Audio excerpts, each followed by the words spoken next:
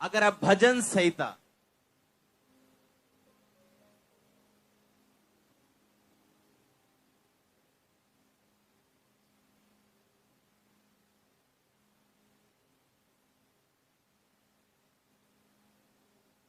एक 112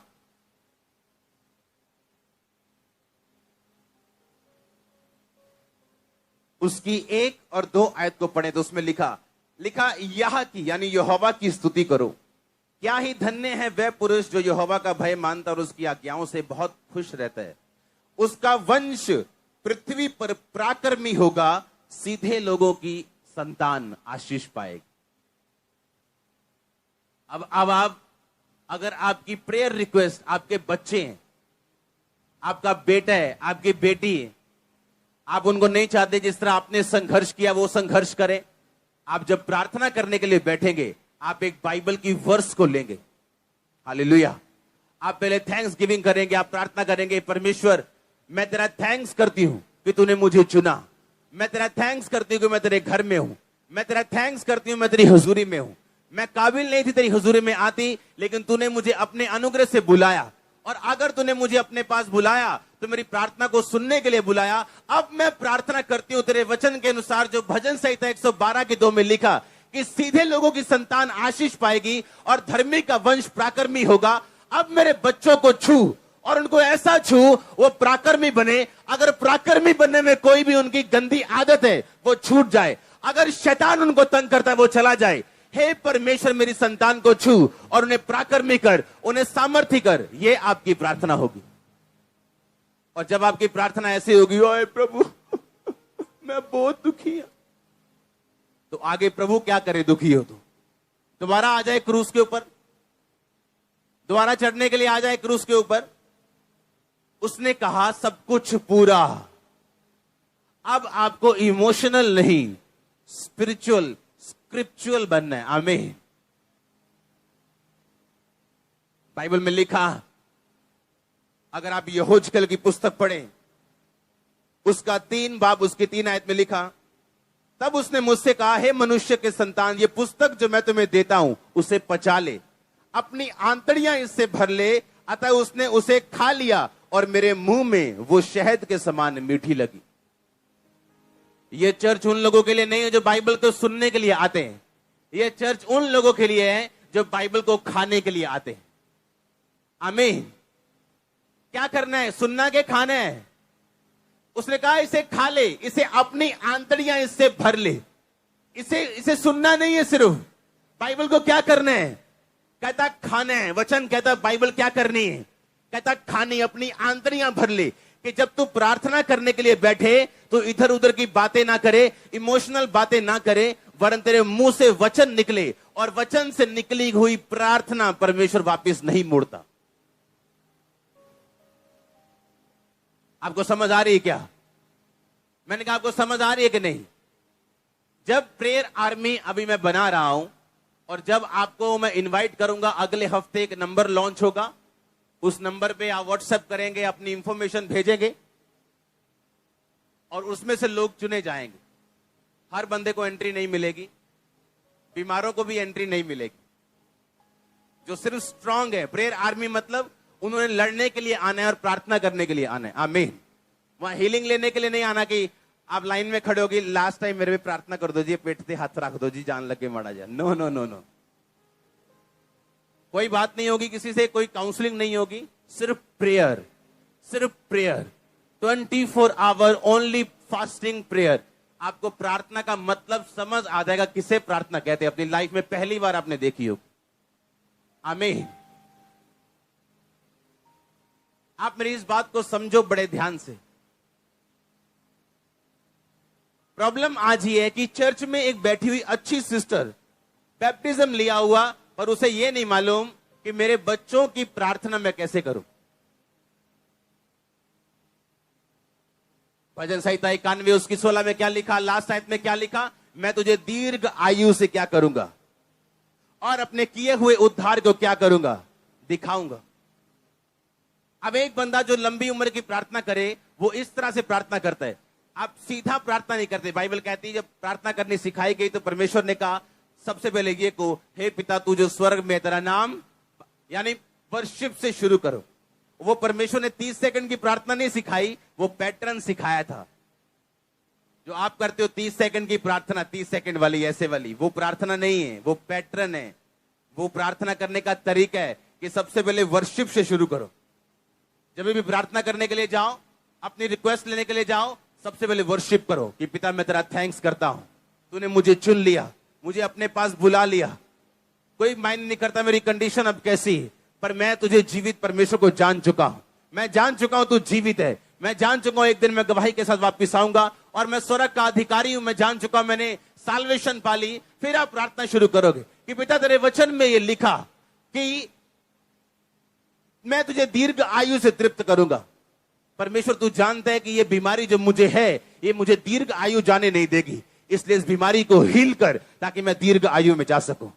पिता बीमारी के साथ दीर्घ आयु किसी काम की नहीं, गरीबी के साथ दीर्घ आयु किसी काम की नहीं। मुझे आशीषें भी दे कि मैं दीर्घ आयु जी सकूं और आनंदित होकर जी सकूं। तूने कहा कि मैं तुझे उद्धार दिखाऊंगा, अपना उद्धार तुम्हें दिखाऊंगा। तुम मुझे उद्धार दिखा मेरे बच्चों में, मेरी फैमिली में, मेरे फाइनेंस में, मेरी बॉडी में, मेरी स्पिरिट में, मेरी आत्मिक जिंदगी में। आप करके देखो इस तरह से प्रार्थना, करके देखो वचन के बीच से प्रार्थना। हमारी वचन इमोशंस, हमारी प्रार्थना इमोशन के साथ भरी हुई है।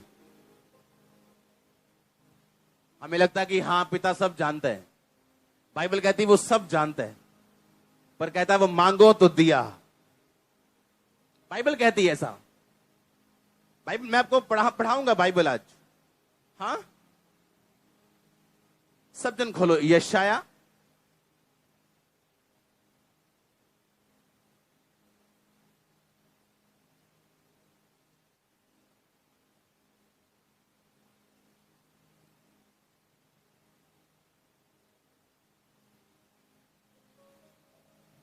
उसकी 41 आयत, मैं हिंदी में पढ़ूंगा उसको।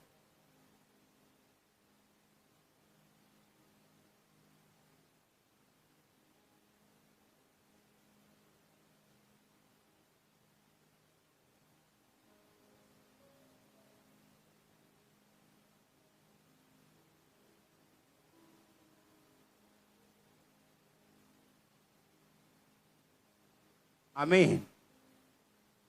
आप तैयार हैं सुनने के लिए?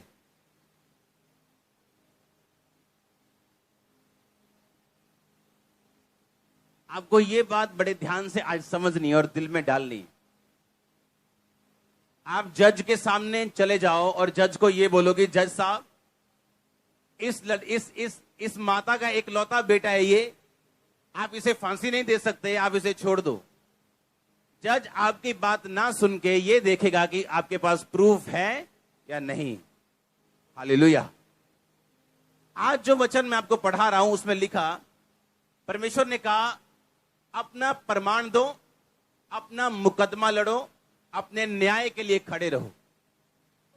अगर आप परमेश्वर के सामने अपना केस प्रकट नहीं करेंगे और आपको यह नहीं लिख पता कि बाइबल में कहां आपकी ब्लेसिंग के बारे में लिखा।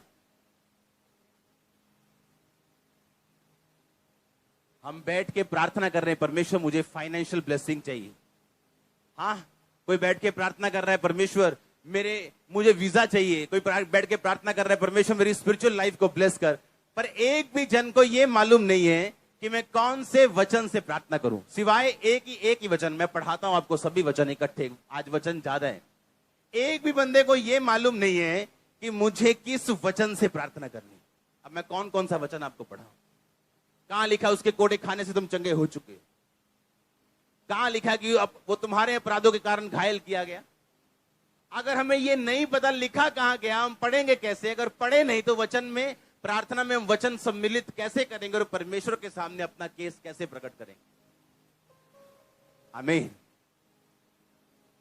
परमेश्वर कहता अपना मुकदमा लड़, अपना प्रमाण मुझे दे। हालेलुया। मुझे स्पिरिचुअल ब्लेसिंग चाहिए। अच्छा, मुझे पवित्र आत्मा से भरना है। आप सारी उम्र वेट करोगे और पवित्र आत्मा आपको नहीं मिले। इसको रिपीट में क्यों लेके? अपने पड़ोसी को बोलो, वेट मत कर, इंतजार मत कर, वचन से प्रार्थना कर तो तेरा हल होगा। फिर से बोलो अपने पड़ोसी को, बोलो इंतजार मत कर, वचन से प्रार्थना कर तो तेरा हल होगा। आमीन। कैसे प्रार्थना करनी है आपको? वचन से प्रार्थना करनी है आप। यशायाह 53 अगर आप पढ़े, उसमें आपकी हीलिंग के बारे में लिखा।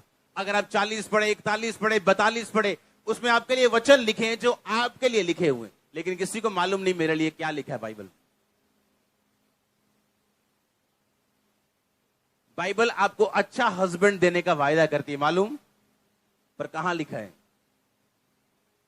आपको अच्छी वाइफ देने का वायदा करती है, मालूम, कहां लिखा है? भजन संहिता 128। वो कौन कौन सा वचन आज आपको पढ़ाऊं? आपको सेल्फ स्टडी करनी है बाइबल के बीच। आमीन।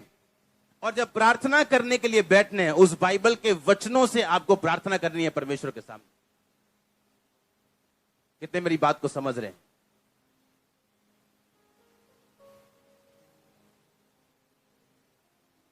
आज आप इस घर में मौजूद हो, अगर परमेश्वर के आप डिवाइन अरेंजमेंट, ईश्वरीय इंतजाम के कारण आप यहां पे आए हो।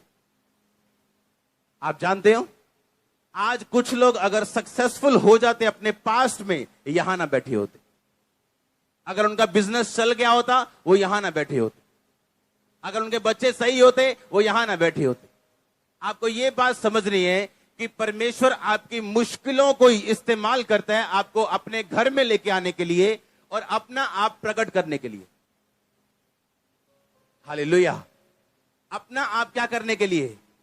प्रकट करने के लिए वो आपको मुश्किलें देता है, लेकिन आपको अब ये देखना है कि अपनी मुश्किलों को आपने यूज करना है या उनको पहन के रखना है और वो शर्मिंदगी लेके रखनी। और जब तक आप लड़ेंगे नहीं, जब तक आप बाइबल के वचनों से आपकी प्रार्थना, अगर बिना बाइबल के आपकी प्रार्थना सही नहीं। अगर प्रार्थना करते वक्त आप अपनी बाइबल साथ लेके नहीं बैठते हो, आपकी प्रेयर इफेक्टिव नहीं हो सकती। हालेलुया।